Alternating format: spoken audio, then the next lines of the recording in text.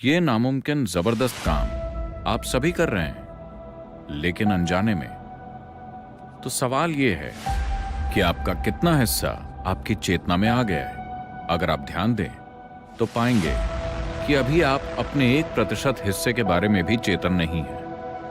अगर आप कारण और परिणाम दोनों को देख सकते हैं तो सब कुछ समझाया जा सकता है, सब कुछ दोहराया जा सकता है, सब कुछ संभव बनाया जा सकता है। अब मैं एक ऐसी तकनीक के बारे में बात कर रहा हूं जो आपको एक चमत्कार बना देगा। भौतिकता की हमेशा एक सीमा होती है ना? आप इसे स्ट्रेच कर सकते हैं, लेकिन फिर भी भौतिक शरीर की एक सीमा होती है। भौतिक का मतलब ही सीमा है ना? एक भौतिकता का आधार ही सीमित सीमा रेखा है कि नहीं? एक सीमित सीमा रेखा की वजह से ही आप इसे भौतिक कह सकते हैं। अगर आप उस सीमा रेखा को मिटा दें जो किसी भौतिक आकार की है, तो भौतिकता जैसी कोई चीज नहीं रह जाएगी। वो जो असीमित है वो भौतिक नहीं है ना? तो क्या कोई सीमा है? निश्चित रूप से है। प्रकृति ने आप पर बहुत सारी सीमाएं लगा रखी हैं, पर मैं ये बता रहा हूं कि आप नई सीमाएं ईजाद कर रहे हैं। इसकी जरूरत नहीं है। प्रकृति ने पहले ही आपके लिए बहुत सारी सीमाएं लगा रखी हैं। आपको और सीमाएं गढ़कर अभी आप जो हैं खुद को उससे और छोटा बनाने की जरूरत नहीं है। एक इंसान ईश्वर और स्वर्ग वगैरह के बारे में इतनी बातें आमतौर पर मूल रूप से इसीलिए होती हैं क्योंकि लोगों ने इंसान होने की विशालता का अनुभव ही नहीं किया है। यही असली समस्या है।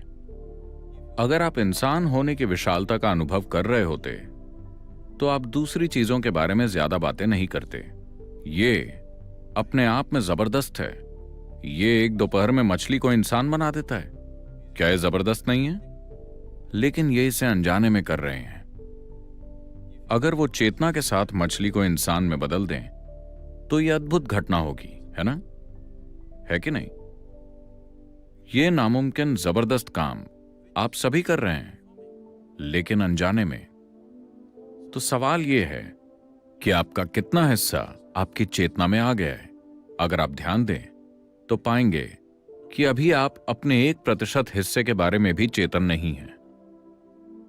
अगर कुछ और प्रतिशत चेतना में आ जाए तो अचानक आप जो भी काम करते हैं वो सुपर ह्यूमन लगता है।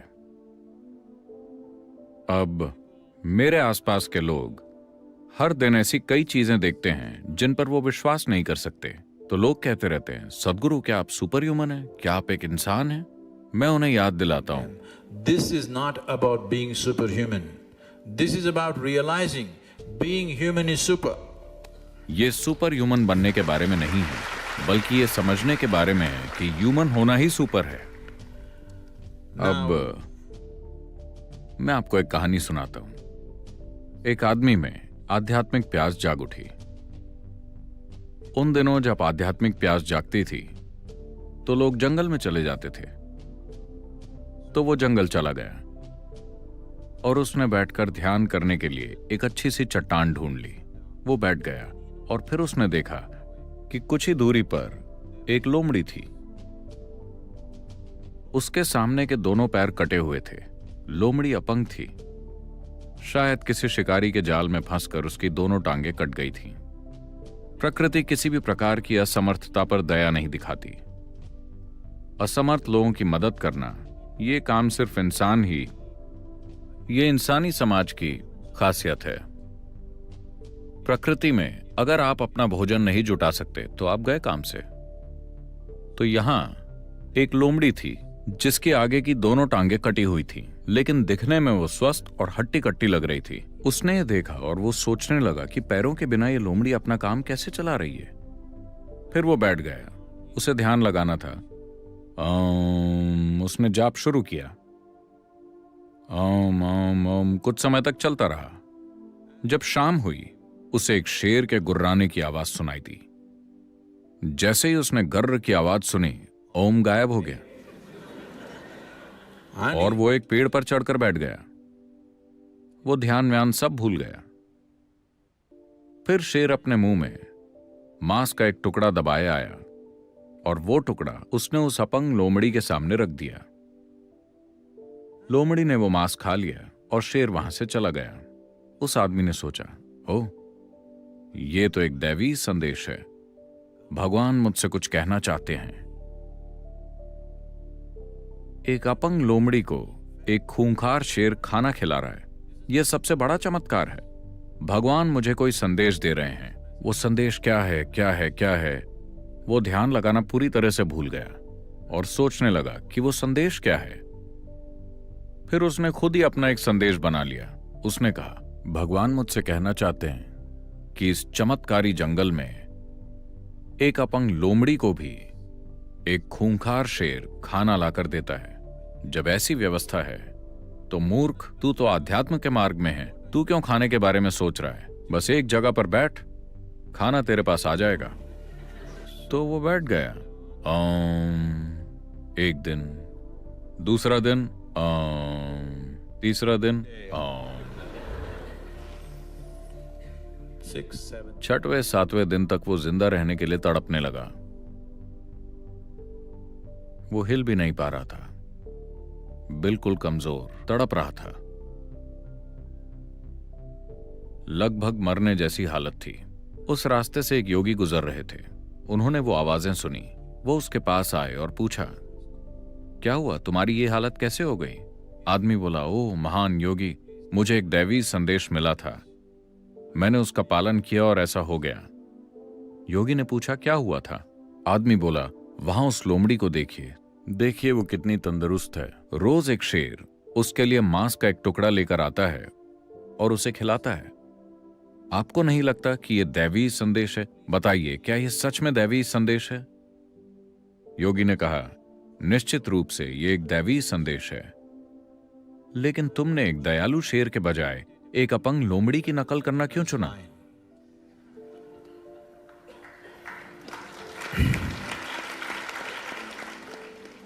तो ये चुनाव आपको करना है। अगर आप एक अपंग लोमड़ी की नकल कर रहे हैं तो एक दयालु शेर आपको चमत्कारी लगेगा। यह कोई चमत्कार नहीं है, यह किया जा सकता है। हां, यह किया जा सकता है, इसमें कोई चमत्कार नहीं है। लेकिन इसे देखने के दो तरीके हैं। एक तो ये कि सब कुछ चमत्कार है। अच्छा बताइए, आप जमीन में गंदगी डालते हैं और पेड़ से आम निकल आते हैं, मीठे आम। गंदगी और आमों की मिठास, क्या वो दोनों एक ही चीज है? वो एक ही हैं, है कि नहीं? क्या वो दोनों एक नहीं है? जो खाना आप खाते हैं और अगले दिन टॉयलेट में जो आप करते हैं, वो एक ही है कि नहीं? हाँ या ना? अगर कल आप उस गंदगी को खेत में डालेंगे तो फिर से वो आपका खाना बन जाएगी, है कि नहीं? दोनों एक ही हैं। लेकिन क्या आप दोनों के साथ एक सा बर्ताव कर सकते हैं? नहीं। आपके पास ये समझ होनी चाहिए कि कैसा बर्ताव करें, लेकिन हैं वो दोनों एक ही, है ना? गंदगी से आम बनना, क्या यह चमत्कार नहीं है? मछली को इंसान बनाना, क्या यह चमत्कार नहीं है? हाँ या ना? हर चीज एक चमत्कार है। यह जिंदगी को देखने का एक तरीका है। जिंदगी को देखने का दूसरा तरीका यह है कि कुछ भी चमत्कार नहीं है, सब कुछ कारण और परिणाम के बीच हो रहा है। अगर आपकी दृष्टि इतनी सीमित है कि आप कारण को नहीं देख पा रहे, आपको सिर्फ परिणाम ही दिखाई दे रहा है, तो फिर ऐसा ही होगा। अगर आप कारण और परिणाम दोनों को देख सकते हैं तो सब कुछ समझाया जा सकता है, सब कुछ दोहराया जा सकता है, सब कुछ संभव बनाया जा सकता है। अब मैं एक ऐसी तकनीक के बारे में बात कर रहा हूं जो आपको एक चमत्कार बना देगी, लेकिन वो कोई चमत्कार नहीं है। सारी तकनीकें चमत्कार जैसी लगती हैं, है ना? मान लीजिए कि आप इलेक्ट्रिसिटी के बारे में कुछ भी नहीं जानते और अभी हॉल में बिल्कुल अंधेरा है और मैं आपसे कहता हूं, देखिएगा अभी मैं बस दीवार के इस हिस्से को छूऊंगा और पूरे हॉल में रोशनी हो जाएगी। और अगर मैं ऐसा कर दूं तो वाह, आप मेरे सामने सिर झुका देंगे, है ना? कोई भी चीज जो आपको समझ नहीं आती वो आपके लिए एक चमत्कार है ना? हाँ, कोई भी चीज जिसे आप नहीं समझ पाते वो आपके लिए एक चमत्कार है। अभी मैं अपनी जेब से एक चीज निकालूंगा, ये बस प्लास्टिक और मेटल से बनी है। और मैं ऐसा करके भारत, अमेरिका या कहीं भी मौजूद किसी व्यक्ति से बात करूंगा। यह चमत्कार है कि नहीं? समस्या यह है कि आप सभी के पास है। अगर ये केवल मेरे पास होता, अगर मेरे पास 1000 साल पहले सेलफोन होता, तो मैं भगवान बन चुका होता। लेकिन ये मेरे पास बहुत देर से आया। अगर 1000 साल पहले मेरे पास एक लाइट बल्ब होता, तो मैं भगवान बन सकता था, लेकिन वो मुझे बहुत देर से मिला। तकनीकें कभी सही वक्त पर नहीं आई, है ना? जो भी चीज आपको समझ नहीं आती, वो आपके लिए एक चमत्कार है। और साथ ही, क्या एक भी ऐसी चीज है जिसे आप पूरी तरह से समझते हैं? मैं चाहता हूं कि आप इस पर गौर करें। क्या आप इस फूल को पूरे तरीके से समझते हैं? समझते हैं? हो सकता है कि 10,000 साल तक आपने बॉटनी पढ़ी हो, लेकिन क्या आप इस फूल को पूरी तरह से समझते हैं? क्या आप अस्तित्व के एक परमाणु को भी समझते हैं? बताइए। नहीं, तो सब कुछ चमत्कार है। अगर आप पर्याप्त गहराई से देखें तो सब कुछ चमत्कारी है। एक स्तर पर सब कुछ समझाया जा सकता है और दूसरे स्तर पर सब कुछ चमत्कारी है। यही जीवन की खूबसूरती है। अगर आप में जरूरी समझ है और जानने की उत्सुकता और जिज्ञासा है, तो आप उसे पूरा समझ सकते हैं और फिर भी उसे देखकर आश्चर्य कर सकते हैं। आप अपनी पूरी जिंदगी इस फूल का अध्ययन कर सकते हैं और फिर भी उसे देखकर हैरान हो सकते हैं। यही अस्तित्व की खूबसूरती है ना? या फिर आप एक मूर्ख भी हो सकते हैं जो इस फूल के बारे में नतीजे निकाल लें और मान लें कि आपको सब पता है। यही अंतर है। आपके जीवन की हर चीज ऐसी ही है कि नहीं? हाँ, आपके जीवन में सब कुछ ऐसा ही है। तो यह चमत्कारी भी है और साधारण भी। इसे समझाया भी जा सकता है और यह समझ से परे भी है। यह इंसान भी है और भगवान भी। आप दोनों पहलुओं के बीच खेल सकते हैं। यह बहुत सुंदर है। आप जानवर भी बन सकते हैं। हाँ, इंसान बहुत आसानी से जानवरों जैसा बर्ताव कर सकते हैं, है ना? क्योंकि इंसानी स्वभाव को प्रकृति ने फिक्स नहीं किया है। आप पूरी आजादी से जानवर की फितरत से इंसान की फितरत और फिर ईश्वरीय फितरत अपना सकते हैं और चाहें तो वापस आ सकते हैं। यह बहुत खूबसूरत है। इसे बर्बाद मत कीजिए।